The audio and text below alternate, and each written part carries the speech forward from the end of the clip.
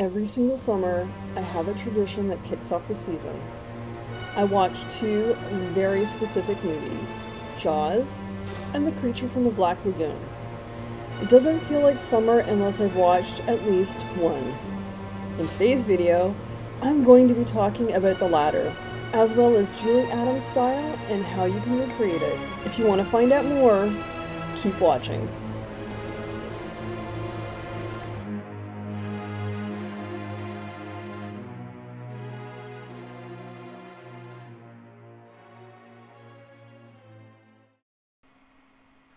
Hello and welcome to Killer Kitsch Lizzie, my weird little world where I like to knit and sew and do other crafty things. And you would have guessed by now from the intro that we're going to be talking about the costuming for Julie Adams from the movie The Creature from the Black Lagoon. I've already done a video prior about the person who created Gilman, and I will link to that in the show notes below, as well as to the full notes or blog post that I'll have over at killerkitschdesigns.com. When you hear the words, the creature from the Black Lagoon, you automatically think of the creature known as the Gilman.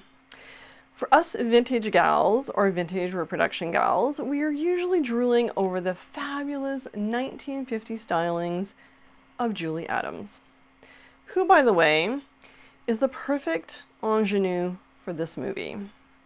Her entire wardrobe, in fact, is what I would consider to be the most incredible capsule summer wardrobe you could possibly make. And Julie Adams' character, Kay Lawrence, is one of the reasons I eventually made shorts. But before I get into the costumes, I want to talk a little bit about the actual movie, just so anyone who's never seen this movie knows what it's about. The Creature from the Black Lagoon is a 1954 American black and white monster movie that was originally done in 3D. I've seen the movie many times on the big screen, both 3D and the not 3D version, and I do prefer the one that is not 3D, but I highly recommend you see both. Both versions are amazing. Then you can be the judge yourself. The movie was produced by William Alland and was directed by Jack Arnold. It stars Richard Carlson, Julie Adams, Richard Denning, Antonia Marino, Nestor Pava, and Whit Bissell. Many of you might be familiar with Julie Adams and Richard Denning, as they did quite a bit of television in the 1950s. So if you're rewatching any kind of television series from the 1950s, you will definitely recognize them. As well as Richard Denning is famously known for playing that sassy detective Michael Shane. Now, I am going to talk a little bit about the movie plot. I'm gonna try not to put too many spoilers in here, but if you've never seen the movie and you want to see it, skip ahead. I will make sure I have timestamps telling you where the next segment is. The movie plot is about a group of scientists who encounter an amphibious humanoid type creature in the Amazon. They go to the Amazon to hunt down this creature in order to research it, and of course along the way the creature fights for its life. I am a sucker for monster movies. I always cheer on the monster because everything that happens to them is against their will, and I like it when they fight back. So that's just a very short little plot intro, sort of, so you kind of know what it's about. I didn't want to give too much away, but I do watch it on the big screen if you can. It is an amazing movie. If you live in a city or a town that has a rep theater, they generally show it in the summertime, maybe not every year, but they do tend to show them once in a while. So, and there are more than one. There are a few different sequels to this movie, though the first one is definitely the best. And as well, if you can't find a theater that's showing it, it is available on Blu-ray and DVD. As well, check your public library, the ones that actually lend out DVDs, and see if you can borrow it from them. And as I mentioned earlier, I have done a video about the creator of Gilman, Millicent Patrick, and I'm going to make sure that that is linked in both the show notes below as well as over on my blog post at killerkitschdesigns.com. And the reason the blog posts are over there now is because my Patreon, where I used to have all the blog posts, the older ones are still there. You can still access them. My Patreon is now a subscriber-only content, so you have to become a member. But I still want to do the full notes because I do a lot of research, and I put those over on my website. Before I talk about the specific costumes of the movie, I do want to talk a little bit about the costume designer for that movie, and her name is Rosemary Odell. This is just going to be a very short blurb. Rosemary was the costume designer at Universal Studios from 1954 until about 1967. She was especially well known for designing the costumes of movies such as Bend the River in 1952, It Came from Outer Space in 1953, Creature from the Black Lagoon in 1954, This Island Earth 1955, To Kill a Mockingbird, an incredibly wonderful movie, and novel 1962, and several of the Ma and Pa Kettle movies, which my dad loved, and they were constantly on rerun. I think it was Saturday afternoons, if I remember correctly. So I think I've seen them all a couple of times. I don't know how well they've held up. I have not watched a Ma and Pa Kettle movie since I was a kid. So don't know how well they've held up. I think I'm going to try to check one of them out just to see if they are still okay to watch. But Rosemary did, if you look through her movie bio list, she did do a lot of B movies, but again, she did also do a lot of more higher end Hollywood productions, like To Kill a Mockingbird, for an example, which ended up being an incredibly wonderful movie with Gregory Peck. But it is now time to talk about all of the incredible garments that Julie Adam wears in this movie. There's not a lot of different outfits. You do see a few of them interchanged with each other, and the shorts especially. And this is why I personally think this would make such an amazing capsule wardrobe. And my other choice for capsule wardrobe movie is the 1960 version of Little Shop of Horrors. Jackie Joseph's entire wardrobe is a few simple pieces. By the way, they're her own clothing. I have a future video coming about this. And between those two movies, I just feel like either combining the two or you just doing one or the other.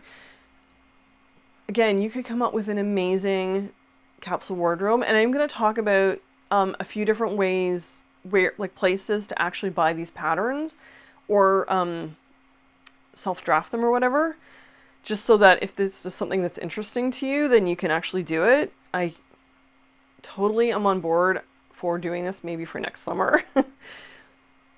Also, as I'm talking about the outfits, I am going to pop up photos for those particular outfits, as well as, you know, if there's a pattern image to go with it that will work with it, I'll put those up too. And where I can, I will link below for where you can find the patterns if they're available.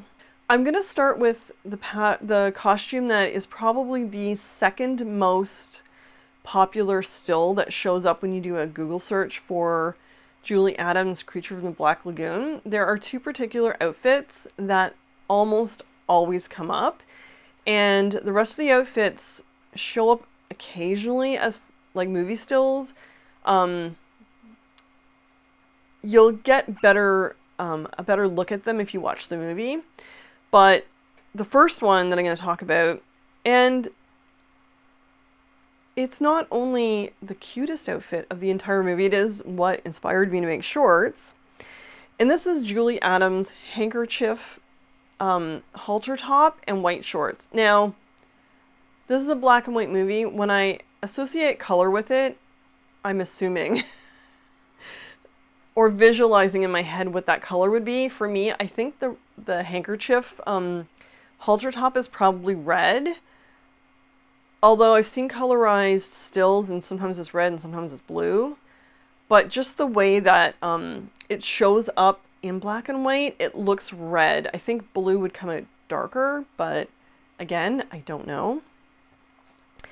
And the handkerchief, I'm gonna pop up a clip of, or sorry, a photo of a pattern, as well as I'll link below a 1930s halter, handkerchief halter top that is part of beach pajamas.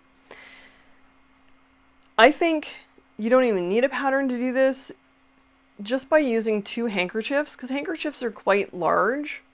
My husband has a bunch, but I don't have one handy right now. They're quite large. The 2 square pieces together, sewn together from your cleavage or wherever you want it up here down to the waistline. And then you have the 2 corners here to tie behind your neck and the other 2 to tie behind your back. You might need to create longer straps for either end, but that would just be one other additional handkerchief. So 3 handkerchiefs and boom, you got a handkerchief halter top. But if you want to follow a pattern, because you can buy handkerchief fabric at any fabric store, it is very popular. So you could definitely buy that fabric and follow a pattern as well. And shorts are incredibly easy to make. I use a trouser pattern to do it, and then I just cut it to the length that I want it. And there are modern versions of these shorts, like Gertie has, I think the ginger pants, which can be shorts, as well as the Loretta shorts, so which I have made, and I wear them all the time. But if you want to use the Haslam Sister dress cutting, I actually have a video on how to draft the shorts as part of my Tiki capsule wardrobe from last summer. And like I said, there's a website called Dreamstress, which I will link, or sorry, Dreamstress, DreamStress.com, and I'll link her tutorial. So next up is the long sleeve polka dot blouse. Actually, I think it's a long sleeve blouse that's been rolled up, but it looks like it's a 3/4 sleeve. And I think that one's probably in a black or a navy. I think, again, I'm assuming. And the capris look like they're white. And if they're not, they're definitely a lighter color capri. And I 100% want to make capris. I haven't gotten around to it yet, like the more slim capris.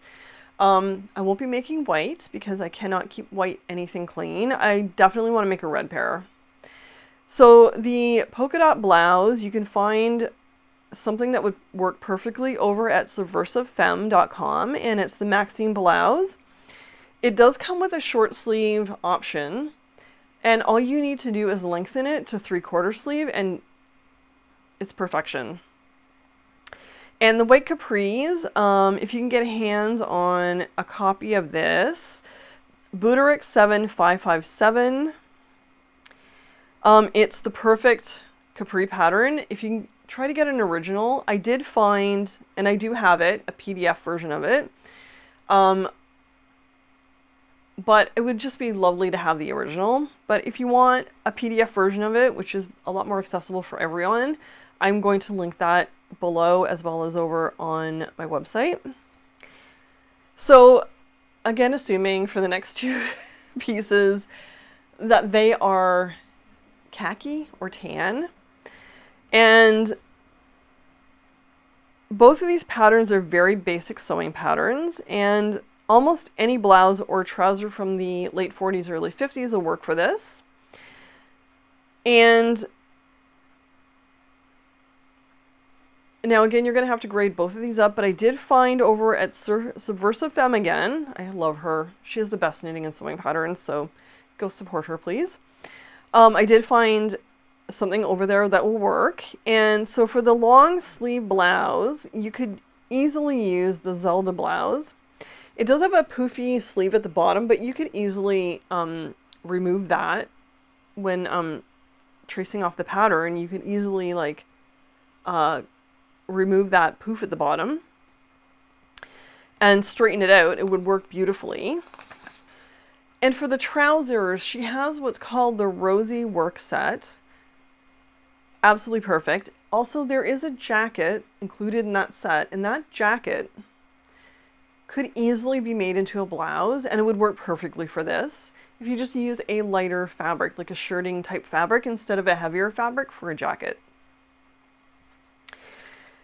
Now, the turtleneck, I didn't realize how difficult it was going to be to find a 1950s turtleneck sewing pattern for knit. It would have to be knit fabric. There are a plethora of knitting patterns for turtlenecks out there, but to find an actual sewing pattern for just a turtleneck or a mock turtleneck was really hard. Most of what I found were more like a cowl or like a boat neck shape, but like a big thick piece here. I was having a hard time finding anything, actually. They're probably out there. I just couldn't find them. If you can find them, link below, please, to let us know where to find those. But I did find a tutorial that, I mean, a turtleneck's a turtleneck, right? Like, to be honest,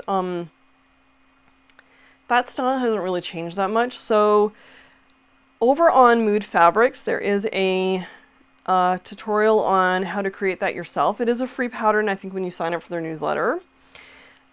Additionally, Gertie has over on her Patreon has a top called the Barbie top, which has a mock turtleneck extension, which she released at it was around a December, I can't remember what year it was. I think it was her second year of Patreon, I think.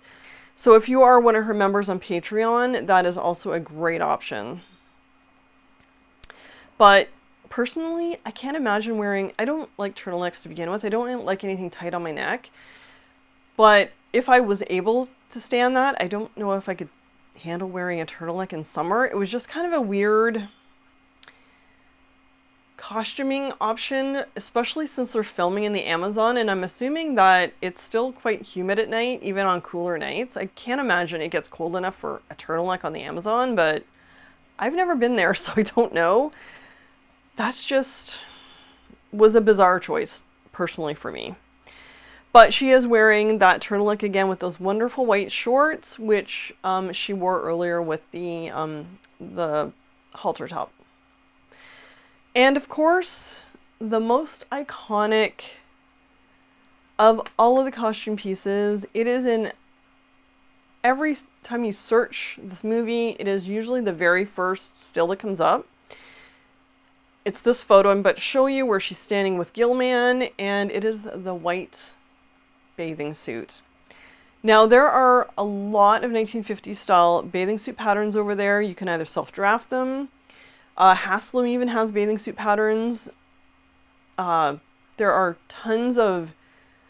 Now, when you buy patterns from that era, they are one size only. Nowadays, when you buy patterns, they go from size X up to size X. And if you're lucky enough to find a pattern from the 1950s, you may or may not, I don't know, but you might have to grade up or down. But just if you find one of those patterns, be prepared for that. But going back to Gertie, she has over on her Charm website where she sells patterns, the Esther bathing suit. And personally, I think that the shape of that bathing suit is almost perfect. Like, it's not 100% exact, but it is very close to the shape of the bathing suit that Julie Adams wears in the movie.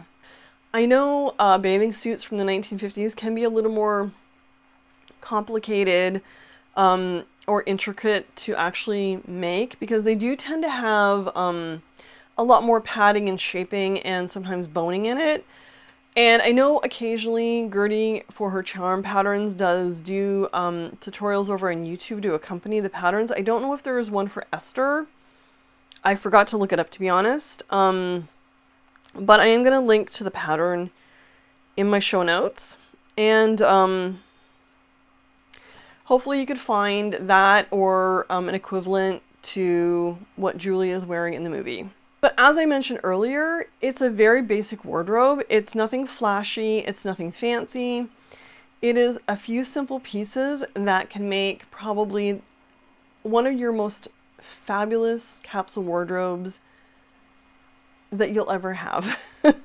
And having those basic pieces, you can mix and match with other stuff in your wardrobe. So highly recommend that you take a good look at that and watch the movie 100%. Another benefit of a capsule wardrobe is, especially if you're someone that buys patterns and you don't want to, hoard them, you can buy a bunch of basic patterns and you can customize those patterns to become other garments. For instance, the Maxine blouse, it comes with sleeveless version, it comes with a short sleeve version, but you can easily lengthen that sleeve to be 3/4, to be full length. By doing some slash and spread, you could easily make that a puffy sleeve at the bottom or the top, a flare sleeve, a flutter sleeve. Like, you can go nuts with sleeve options for something as simple as that very basic 1950s shape of a blouse. As well, you could remove the darts if you want to lose your, like the waist darts if you want to lose your fit. If you take a, like the Rosie work set as an example, that jacket can be a blouse as well, easily. You could lengthen it into a shirt dress very easily. The trousers, you can make any length of pants with it, like full trousers, culottes, shorts, Bermuda style shorts. You could take the leg in. I have a video on how I go from a full leg into a more slender leg. I'll link that below. You can adjust that pattern in multiple different ways with just one single trouser pattern. That jacket, as I said, could be a jacket, could be a blouse, could be a shirt dress. You could do multiple things with that. And if you're able to, the halter top as an example, right? You could style that as a 1930s top for beach pajamas, or you could do it in more of a 1950s style halter top like Julie Adams wears. There are so many options for just a few basic pieces, and you don't have to have multitudes of patterns in your collection unless you want them. I have a lot of patterns. There's no shame in that. And also doing something like the, Haslam system of dress cutting as an example. I have a bunch of videos for that, which I'll link. I'm teaching how to do that over my Patreon, how to use the system over my Patreon right now. With a few basic pieces, as an example, the Tiki wardrobe, capsule wardrobe I did last year, you don't have to use those pieces just for the capsule wardrobe. You can, like a Tiki style capsule wardrobe, you can make any capsule wardrobe with all of the pieces that I used in that video, in that series of videos. So this video itself was about my love of the creature from the Black Lagoon, my love of Julie Adams in that movie, her wardrobe, and the benefits of a capsule wardrobe. So if you like this type of video, please give me a thumbs up. I would love it if you subscribed. A lot of people that are watching my videos are not subscribed, so if you are subscribed, the benefit is you always get alerted about when a new video is coming. Please comment below, do you think this is a good idea for a capsule wardrobe? Would this be the type of capsule wardrobe you might make in the future? Give me a suggestion for other types of capsule wardrobes you might like to see me do a video about. I am more than happy to do that. So, Until next time, stay kitschy.